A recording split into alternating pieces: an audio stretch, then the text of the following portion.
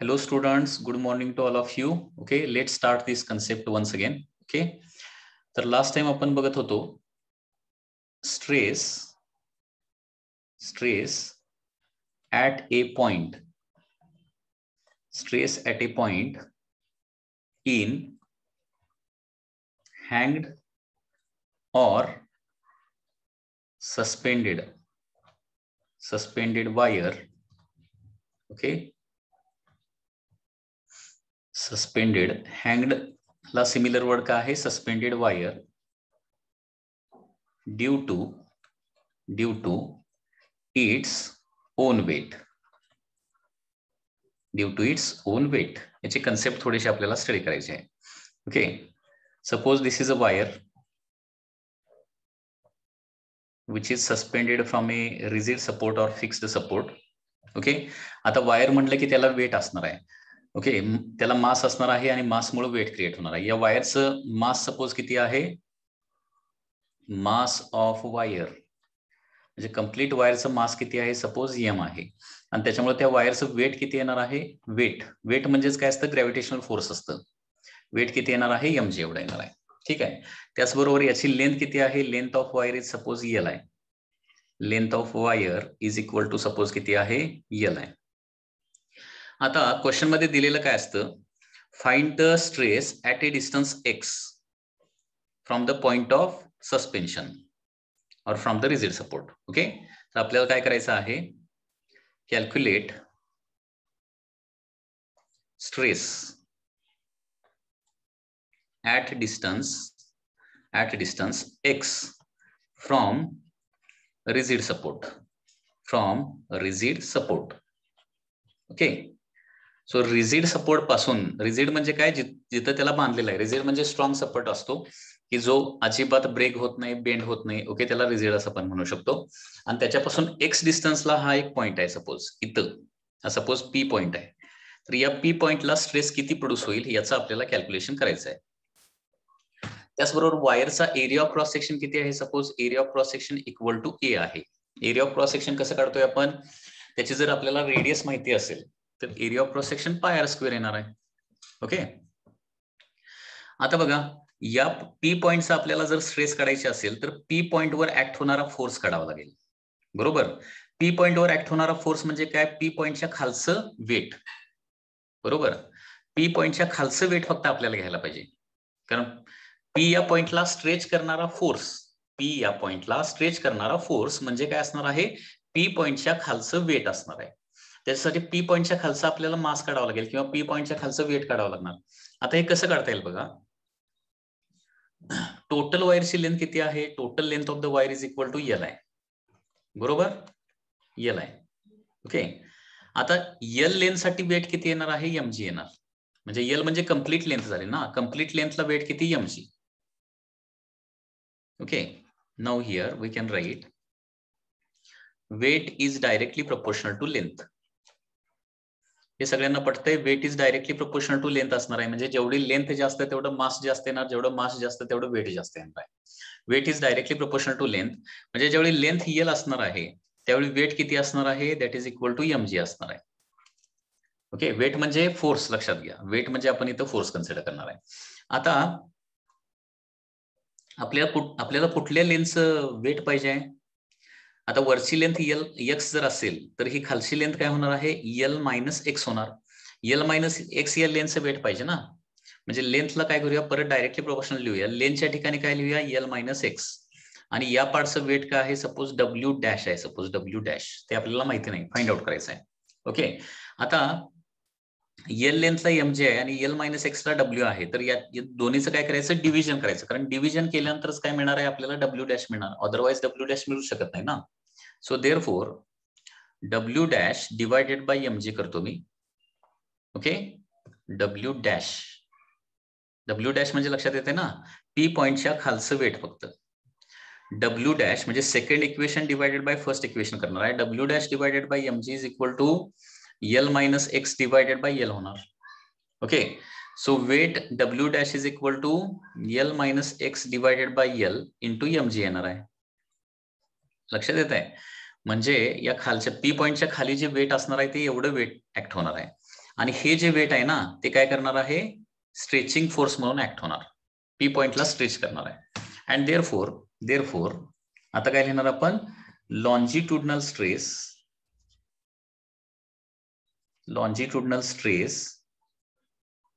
at point P is okay is equal to force acting divided by area ना, force acting divided by area. Force किती act होणार आहे P पॉइंटला, W dash. कारण मी तुम्हाला सांगितलंय पी पॉइंटचे स्ट्रेस काढायचे असेल तर पी पॉइंटच्या खाली ऍक्ट होणारा वेट घ्यायचा आहे, कारण पी पॉइंटच्या खालचं वेट पी पॉइंटला ओढणार आहे, वरचं वेट ओढायचं काय संबंध येत नाही ना. एरिया किती घेणार आहे, A, that is area of cross section is given. So W dash ची व्हॅल्यू आता इथे प्लेस करतो, L minus x divided by L M G divided by A, म्हणजे हे असं लिहू शकतो L minus x divided by L, हे डिनॉमिनेटरचं ए इथं as it is, okay, into M चे येणार आहे. आता मास म्हणजे काय असतं माहितीये का, एल मायनस, ओके, इथं काय येणार आहे L minus x as it is येणार divided by L length into area of cross section. हे बघा ही वायर जी आहे ना ती सिलेंड्रिकल शेपची आहे, अशी मोठा थोडासा काढलेला आहे मी, सिलेंड्रिकल शेप. आणि सिलेंडरच्या व्हॉल्यूमचा फॉर्म्युला काय असतो, area of cross section into त्याची लेंथ, हा व्हॉल्यूमचा फॉर्म्युला असतो. म्हणजे नेहमी लक्षात ठेवा वायरच्या व्हॉल्यूमचा फॉर्म्युला काय येणार आहे, length into area of cross section. So L into A म्हणजे फी लिहितो, आणि मास म्हणजे काय असतं, व्हॉल्यूम इंटू डेन्सिटी असतं, इंटू जी. त्याच्यामुळे हे व्हॉल्यूम काय होणार आहे, गेट कॅन्सल, फी अँड फी get cancel. And therefore P पॉइंटची लॉन्जिट्युडनल स्ट्रेस काय येणार आहे, L minus x into rho into G. Okay, तर या पी पॉइंटला स्ट्रेस किती प्रोड्यूस होणार आहे, L minus x into rho into G. Okay, लक्षात येत आहे. सपोज मिड पॉइंटची स्ट्रेस विचारली, मिड पॉइंटची स्ट्रेस म्हणजे काय होणार आहे, एक्स डिस्टन्स एल बाय 2 होणार, बरोबर आहे ना. मिड पॉइंटला विचारले तर stress x distance L by 2, L minus L by 2 म्हणजे एल बाय 2 येणार आहे. पाहिजे तर इथे लिहूया पुन्हा एकदा, stress at mid point of the wire.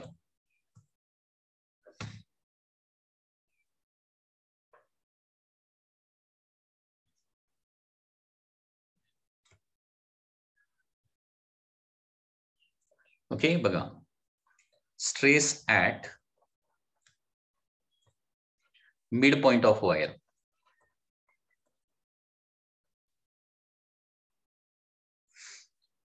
Okay, ही स्ट्रेस कुठली आहे, ड्यू टू ओन वेट आहे, म्हणजे तिथं कुठलंही एक्स्ट्रा वेट काय केलेलं नाहीये, सस्पेंड केलेलं नाहीये. स्ट्रेस ऍट मिड पॉइंट काय येणार आहे, तर एल मायनस एल बाय 2 येणार ना. मिड पॉइंट म्हणजे एक्स डिस्टन्स किती येणार, बरोबर एल बाय 2 येणार.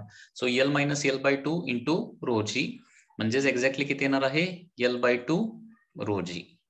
ओके, किंवा स्ट्रेस ऍट टॉपमोस्ट पॉइंट विचारलं, स्ट्रेस ऍट टॉपमोस्ट पॉइंट म्हणजे पॉइंट ऑफ सस्पेन्शन जवळ, टॉपमोस्ट पॉइंट काढून बघा, is equal to L minus, okay, topmost पॉइंटला एक्स किती येणार रे, एक्स ची व्हॅल्यू टॉपमोस्ट पॉइंटला किती येणार सांगा.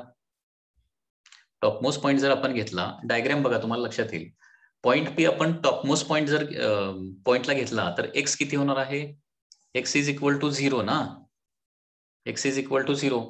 मग L minus 0 in bracket rho into G, and therefore काय येणार आहे, स्ट्रेस ऍट टॉपमोस्ट पॉइंट असते एल रो जी. ओके, आणि stress at bottom most point विचारलं तर stress at bottom most point, stress at bottom most point विचारलं तर काय होणार आहे, एल मायनस बॉटम मोस्ट पॉइंटला एक्स किती येणार, टोटल लेंथ एवढं येणार. डायग्राम बघा, बॉटम पॉइंटला x will be equal to total length of wire, so L minus L rho G येणार आहे. आणि देअरफॉर काय येणार आहे, इट इज 0, कारण L minus L 0, 0 into anything is equal to 0. म्हणजे अशा प्रकारे stress at distance x from the point of suspension, okay, formula काय येतो, L minus x rho G, हा फॉर्म्युला पाठ करून ठेवायचा आहे तुम्हाला. Okay, so L minus x rho into G, bottom most पॉइंटला stress due to own weight 0 येते, आणि टॉप मोस्ट पॉइंटला काय येते, मॅक्सिमम येते, म्हणजे एल रो जी येते, टॉप मोस्ट पॉइंटला स्ट्रेस. बरोबर. आता लक्षात घ्या, ही स्ट्रेस का आहे, ड्यू टू ओन वेट आहे, स्वतःच्या वेटमुळे फक्त. ठीक आहे, आता याच्यामध्ये मी ऍडिशन करतो, थोडस ऍडिशन करतो. सपोज ही वायर आहे, ठीक आहे, आणि या वायरला काय केलं, एक मास पण आता सस्पेंड केलं, अटॅच केलं वायरला. ओके, हे मास आहे that is capital M. Okay, वायरची लेंथ आहे एल, वायरची लेंथ आहे एल आणि याची डेन्सिटी किती आहे रो आहे. आता सपोज विचारलं, आता पुन्हा एकदा हा मी एक पी हा एक पॉइंट घेतला which is at a distance x from the point of suspension आहे. ओके,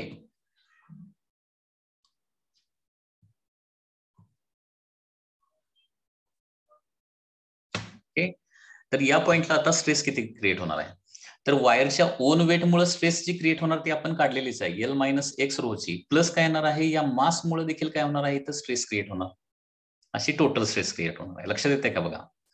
ओके, आता हे बघा, if now A mass capital M is suspended, mass capital M is suspended to the end of wire, to the end of wire किंवा attached to the end of wire. ठीक आहे, then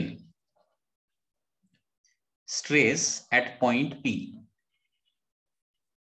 stress at point P due to both own weight म्हणजे स्वतःच जे weight आहे त्याच्यामुळे produce होणारी stress and due to that हँगड मास और सस्पेंडेड मास, एकूण स्ट्रेस दोघांनी मिळून किती तयार होणार आहे. बघा, व्हेरी सिंपल आहे. आता सपोज हे मास नव्हतं इथं, मास नसेल तर पी पॉइंटला स्ट्रेस किती प्रोड्यूस होणार त्याचा फॉर्म्युला आपण ऑलरेडी डिराईव्ह केलेलाच आहे. ओके, बघा सोल्युशन कसं येणार आहे. When no mass is suspended, when no mass is suspended or hanged from the wire, okay, then stress at point P due to own weight, बघा स्वतःच्या वेटमुळे पी पॉइंटला प्रोड्यूस होणारी स्ट्रेस किती असणार आहे त्याचा फॉर्म्युला दिलेलाच आहे, L minus x into rho G. Correct ना, म्हणजे ज्यावेळी वायरला मास लावलेलं नसेल अजिबात, म्हणजे ते आपण डेरिव्हेशन जे याच्या अगोदर केलेलं आहे त्या पद्धतीनं लावलेलं नसेल तर ड्यू टू ओन वेट, स्वतःच्या वेटमुळे म्हणजे पी पॉइंटच्या खाली वायरचं जे वेट आहे ना स्वतःचं, त्याच्या वेटमुळे प्रोड्यूस झालेली जी स्ट्रेस असणार आहे that is L minus x रोची. ओके, आणि त्याचबरोबर आता ह्या मासमुळे देखील काय होणार आहे, पी पॉइंटला स्ट्रेस क्रिएट होणार आहे and stress due to mass capital M is, ती किती येणार आहे, हे जे मास एम आहे त्याचं वेट किती ऍक्ट होणार आहे डाऊनवर्ड डायरेक्शन एम जी, म्हणजे फोर्स, पुन्हा एकदा formula general formula force divided by area येणार आहे. फोर्सच्या ठिकाणी काय घेणार आहे that is M G, capital M G घेणार आहे डिवायडेड बाय एरिया. म्हणजे ही स्ट्रेस कोणामुळे क्रिएट झाली, this is the stress due to that mass M. So total stress किती होणार मग,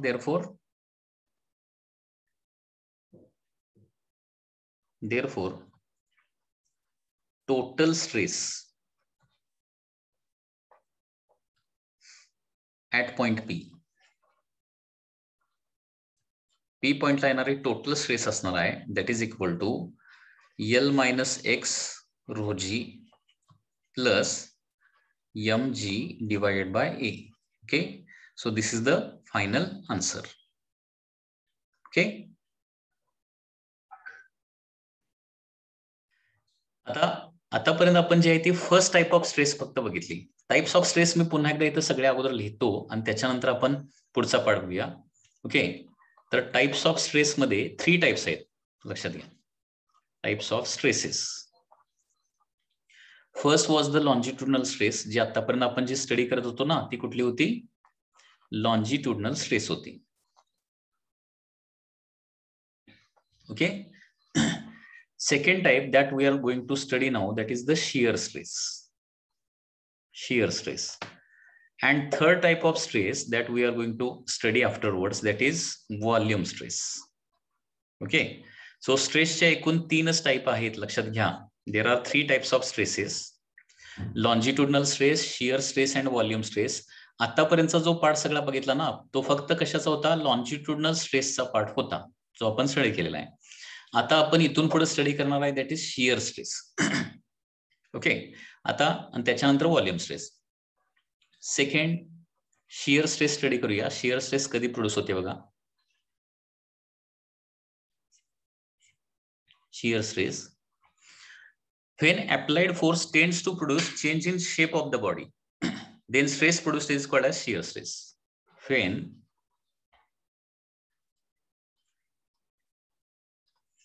applied force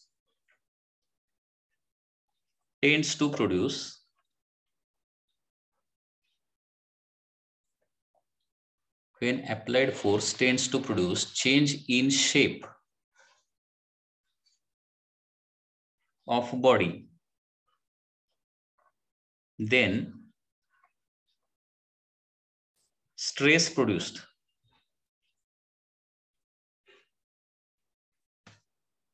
is called as shear stress.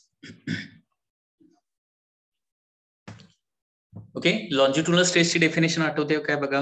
फक्त याच्यामध्ये एका वर्डचं चेंजिंग होतं. काय होतं बघा, लॉन्जिट्युडनल स्ट्रेस मध्ये असं होतं when applied force tends to produce change in length होतं. बरोबर आहे ना. जर अप्लाइड फोर्स लेंथ चेंज करत असेल तर त्यावेळी त्या बॉडीमध्ये काय होते, लॉन्जिट्युडनल स्ट्रेस प्रोड्यूस होते.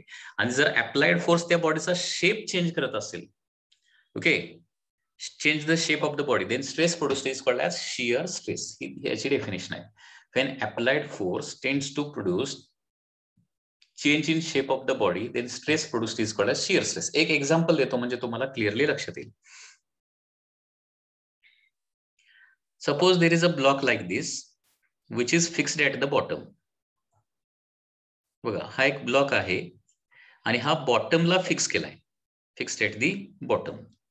ओके, आता बॉटमला फिक्स केलाय आणि मी अपवर्ड फोर्स लावला किंवा डाऊनवर्ड फोर्स लावला तर काय होणार, याची जी लेंथ आहे ही सपोज काय आहे, याची लेंथ आहे असं आपण समजूया. लेंथ म्हणजे हाईट. फॉर एक्झाम्पल आपण काय झाला, वर टॉप फेसला फोर्स लावला, अपवर्ड फोर्स लावला किंवा डाऊनवर्ड फोर्स लावला तर काय होणार, अपवर्ड फोर्स लावल्यावर काय होणार, ही लेंथ वाढणार आणि डाऊनवर्ड फोर्स लावल्यावर काय होणार, ती बॉडी कॉम्प्रेस होणार, कॉम्प्रेस, आणि लेंथ कमी होणार. मग अपवर्ड किंवा डाऊनवर्ड फोर्स या बॉडीवर जर लावला तर त्याच्यामध्ये कुठली स्ट्रेस प्रोड्यूस होईल रे सांगा. लेंथ चेंज व्हायला लागली ना, कुठली स्ट्रेस प्रोड्यूस होणार, मग कुठली स्ट्रेस प्रोड्यूस होणार. लेंथ चेंज होत असेल तर कुठली स्ट्रेस प्रोड्यूस होते, लक्षात घ्या, लॉन्जिट्युडनल स्ट्रेस. करेक्ट. ओके, कारण म्हणजे थोडक्यात लक्षात आलं का बघा, ही बॉडी जी आहे ती बॉटमला फिक्स केली आणि अपवर्ड फोर्स लावला किंवा डाऊनवर्ड फोर्स लावला. अपवर्ड फोर्स लावला तर लेंथ वाढवायचा प्रयत्न होणार आहे, डाऊनवर्ड फोर्स लावला तर लेंथ काय होणार आहे, कमी होणार आहे. सो अपवर्ड किंवा डाऊनवर्ड फोर्स लावला तर काय होणार, लॉन्जिट्युडनल स्ट्रेस क्रिएट होणार. आता बघा, शियर स्ट्रेस कधी प्रोड्यूस होणार, मग हा फोर्स आता अपवर्ड किंवा डाऊनवर्ड लावायचा नाही, असा टँजेन्शियल फोर्स लावायचा. याला म्हणायचं हॉरिझॉन्टल फोर्स किंवा टँजेन्शियल फोर्स.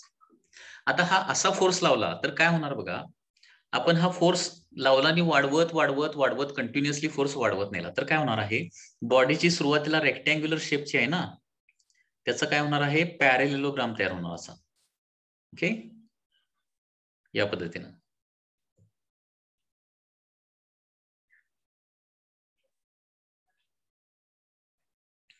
पॅरेलेलोग्राम तयार होणार, लक्षात येते का. म्हणजे बॉडीचा काय होतं, इथं शेप चेंज व्हायला लागलाय. सुरुवातीला रेक्टँगल होता तो आता पॅरेलेलोग्राम तयार होणार. यू आर गेटिंग इट ना. आणि या फोर्समुळे आता इथं जी प्रोड्यूस झालेली स्ट्रेस आहे ना, त्याला काय म्हणणार आपण, शियर स्ट्रेस असं म्हणणार आहे. ओके, म्हणजे ऍक्च्युअली इथं दोन फोर्सेस ऍक्ट होणार आहेत.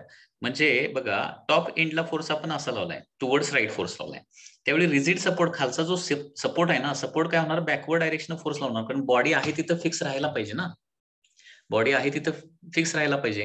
म्हणजे बघा, एक फोर्स वरच्या म्हणजे टॉप सरफेसला लावलेला आहे टँजेन्शियल, आणि दुसरा फोर्स जो आहे तो रिजिड सपोर्ट देणार आहे, तो एक्झॅक्टली तेवढाच फोर्स देणार आहे बॅकवर्ड डायरेक्शन, कारण बॉडी आहे तिथं राहायला पाहिजे. फॉरवर्ड आणि बॅकवर्ड फोर्स दोन्ही सेम राहिले तर बॉडी आहे तिथं राहणार. परंतु काय होणार आहे, ही बॉडी या पद्धतीनं ट्विस्ट होणार आहे. ओके, ही बॉडी या पद्धतीनं काय होणार आहे, शेप चेंज करणार आहे स्वतःचा. आणि यावेळी बॉडीमध्ये प्रोड्यूस झालेली जी स्ट्रेस आहे ना, त्याला काय म्हणणार आपण, शियर स्ट्रेस असं म्हणणार आहे. ओके, आता लॉन्जिट्युडनल स्ट्रेस आणि शियर स्ट्रेस मधला बेसिक डिफरन्स मी सांगतो. हे बघा, सपोज ही एक बॉडी आहे. आणखी एकदा सांगतो, व्यवस्थित लक्ष द्या. ही एक रेक्टेंग्युलर बॉडी आहे. ओके, एक फोर्स मी लेफ्टला लावला, म्हणजे डाव्या हातानं लेफ्टला ओढतोय, लेफ्ट हँडनं लेफ्टला ओढतोय, आणि राईट हँडनं काय करणार आहे, राईट हँडला ओढणार आहे. म्हणजे या रॉडला दोन्ही एंडला धरलेला आहे आणि दोन्ही बाजूनं काय करायला लागलोय, ओढायला लागलोय. तर काय होईल, याची लेंथ वाढणार ना, आणि स्ट्रेस कुठली प्रोड्यूस होणार बघा. पुन्हा एकदा सांगा, स्ट्रेस कुठली प्रोड्यूस होणार. या पद्धतीने फोर्स लावला तर लॉन्जिट्युडनल स्ट्रेस प्रोड्यूस होणार. ओके, आणि हाच फोर्स मी थोडासा काय करतो, आता चेंज करतो. बघा हा काय चेंज करतोय, म्हणजे तुम्हाला लक्षात येईल. हाच फोर्स मी काय करतो, थोडासा चेंज करतो. एक फोर्स वरच्या बाजूला लावतो आणि दुसरा फोर्स खालच्या बाजूला लावतो, आणि हा फोर्स मी ग्रॅज्युअली वाढवत वाढवत नेला तर काय होणार, बॉडी जी आहे, टॉप सरफेस जो आहे तो लेफ्टला जाणार, बॉटम सरफेस जो आहे तो राईटला जाणार, आणि बॉडीचा शेप असा कधीतरी होणार आहे की बॉडी या पद्धतीने शेप चेंज होणार, बेंड होणार आहे. आणि आता शेप चेंज झाल्यामुळे याच्यामध्ये कुठली स्ट्रेस प्रोड्यूस होणार सांगा, बोला लवकर, कुठली स्ट्रेस प्रोड्यूस होणार आता, शियर स्ट्रेस. लक्षात आलं. मग आता मला कोणतरी सांगेल का की लॉन्जिट्युडनल स्ट्रेस व्हायला फोर्स कसे लावावे लागणार आणि शियर स्ट्रेस प्रोड्यूस व्हायला फोर्स कसे लावावे लागणार, म्हणजे फोर्स मध्ये थोडासा डिफरन्स काय येतोय, तुम्ही विचार करून बघा. पाहिजे तर दोन्ही डायग्राम मी काढतो इथं पुन्हा एकदा. ओके, तीच बॉडी लॉन्जिट्युडनल स्ट्रेस कधी प्रोड्यूस होते आणि शियर स्ट्रेस कधी प्रोड्यूस होते बघा. पहिलं लॉन्जिट्युडनल स्ट्रेसला ही बॉडी आहे, फोर्स असा लावावा लागणार, एक फोर्स लेफ्टला लावावा लागणार, आणि तीच लाईन, त्याच लाईननं एक फोर्स राईटला लावावा लागणार आहे. असं झालं तर लॉन्जिट्युडनल स्ट्रेस प्रोड्यूस होते. आणि तीच बॉडी आपण घेतली, तेच फोर्सेस घ्यायचे आहेत, फक्त एक फोर्स टॉप एंडला लावतो, दुसरा फोर्स बॉटम एंडला लावतो. हे असं लावलं तर ही बॉडी अशी चेंज होणार आहे, शेप चेंज करणार आहे. ओके, तर इथं असणार आहे लॉन्जिट्युडनल स्ट्रेस आणि इथं असणार आहे शियर स्ट्रेस. हा याच्यामध्ये डिफरन्स आहे, हे तुम्हाला कळलं पाहिजे. ओके,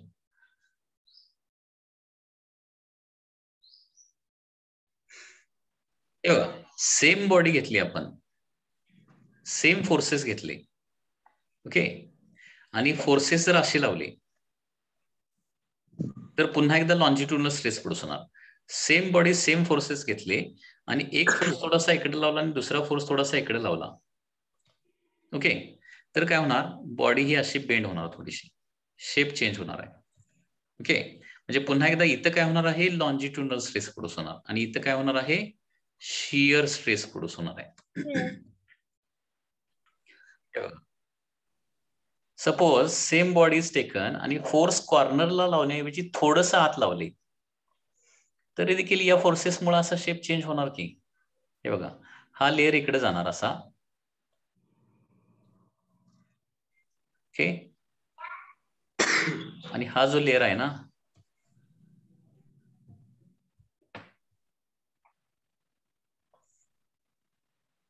हे असं होऊ शकते की पुन्हा एकदा शेप चेंज होऊ शकतो. So here also shear stress is produced. म्हणजे तुम्हाला हे लक्षात आलं पाहिजे की मी काय सांगतोय, लक्षात घ्या. हे लक्षात आलं पाहिजे की जर फोर्सेस अलॉंग सेम लाईन असतील आणि अपोजिट डायरेक्शन असतील, बघा फोर्सेस अलॉंग सेम लाईन म्हणजे दोन्ही अपोजिट डायरेक्शन फोर्सेस आहेत ना, ते एकाच लाईन नाही, अलॉंग सेम लाईन असतील तर काय होते, लॉन्जिट्युडनल स्ट्रेस क्रिएट होते. आणि ते फोर्सेस अपोजिट डायरेक्शन आहेत, परंतु त्यांची लाईन ऑफ ऍक्शन बघा दोघांची डिफरंट आहे, ते पॅरलल आहेत. तर असं असेल तर काय होतं, शियर स्ट्रेस प्रोड्यूस होतं. लक्षात येते का? म्हणजे सेम फोर्सेस आपण एकाच लाईन लावले, सेम दोन अपोजिट फोर्सेस लागतात, बरोबर आहे ना, 2 opposite forces are required. Same line opposite direction असेल तर काय होणार आहे, लॉन्जिट्युडनल स्ट्रेस क्रिएट होणार. आणि ते अपोजिट डायरेक्शन आहेत परंतु पॅरलल एकमेकाला असतील, त्यांची लाईन ऑफ ऍक्शन सेपरेट असेल, डिफरंट असेल, तर मात्र काय होणार आहे, we get the shear stress, कारण त्याच्यामध्ये शेप चेंज होतोय. and therefore definition is like this: when applied force tends to produce change in shape of body, then stress produced is called as shear stress. okay,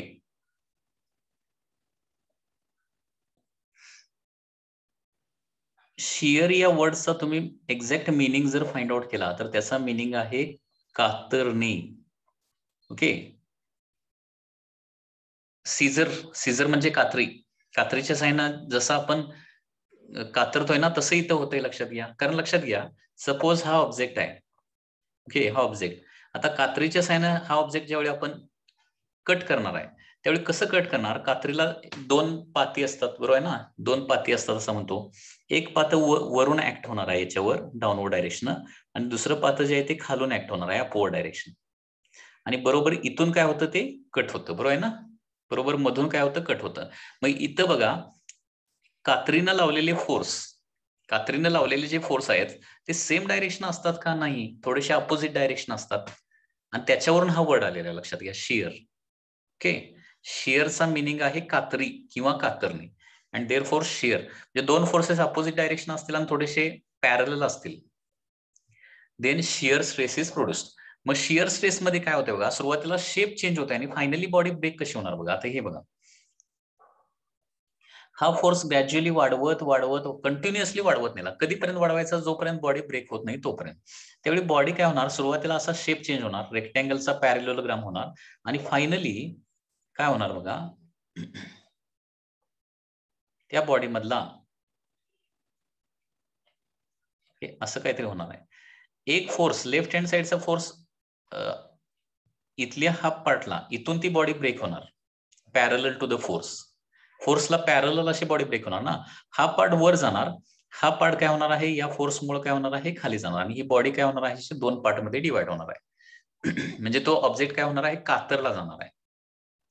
and therefore, आता shear स्ट्रेसचा formula काय येणार बघा. मग आता therefore shear stress is equal to येणार आहे applied force, त्या दोन्ही मधला कुठलाही एक applied force divided by, okay, parallel area म्हणजे tangential area. Force divided by tangential area असं लिहिलं जातं काही वेळेला, force divided by tangential area, किंवा tangential force divided by area असं पण लिहिलं जातं.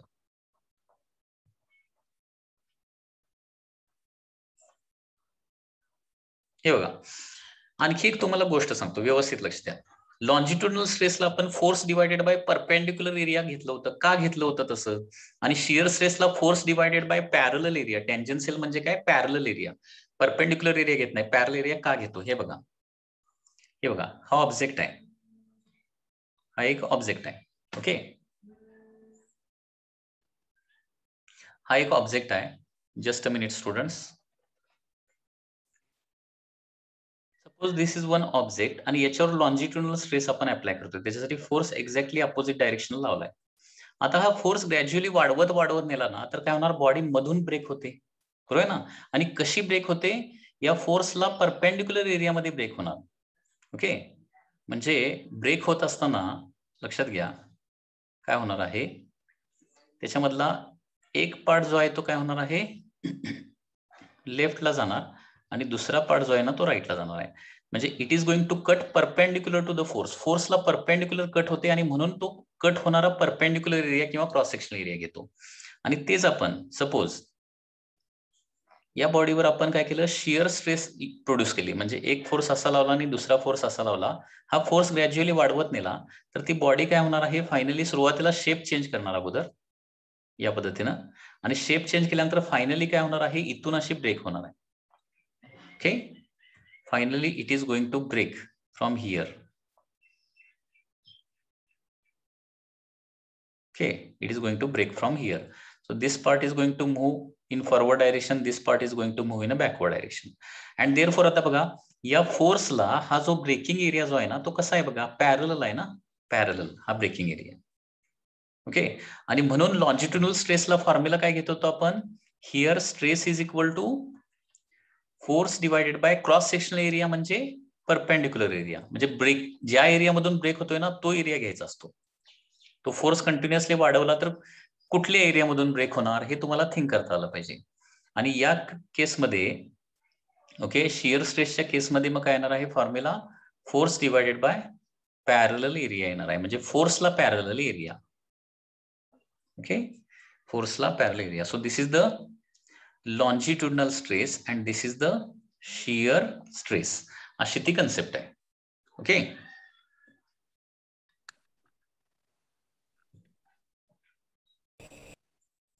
ओके, सो देअरफॉर शियर स्ट्रेसचा एक क्वेश्चन बघूया. For example question is like this. Suppose there is a rectangular block like this. There is a rectangular block, okay, like this, which is fixed at the bottom,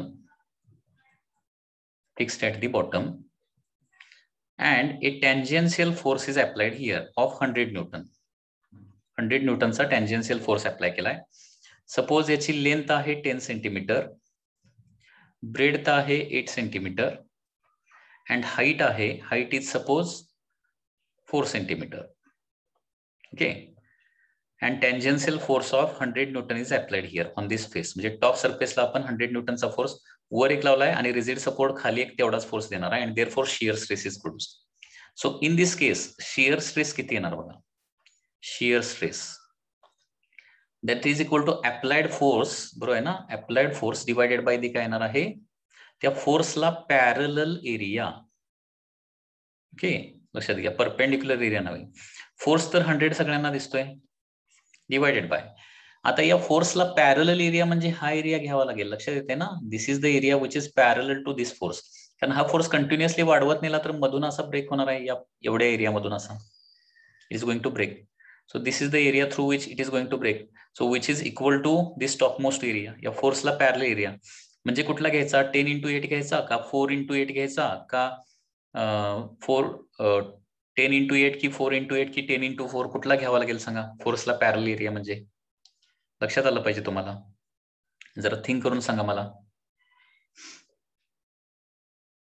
which area is to be taken parallel to the force? Correct, that is 10 by 8 because this side is 10, this side is 8. So 10 by 8 that is equal to, area is equal to 10 into 8 होणार आहे, that is 80. परंतु unit काय येणार आहे, centimetre square. आणि तुम्हाला सांगितलंय centimetre स्क्वेअरचं metre square मध्ये कन्वर्जन करायला 10⁻⁻⁴ न मल्टिप्लाय करायचं. So force is 100 divided by parallel area is 80 into 10⁻⁻⁴. Okay, 0 0 get cancel. 10 by 8 that is equal to 5/4 होणार.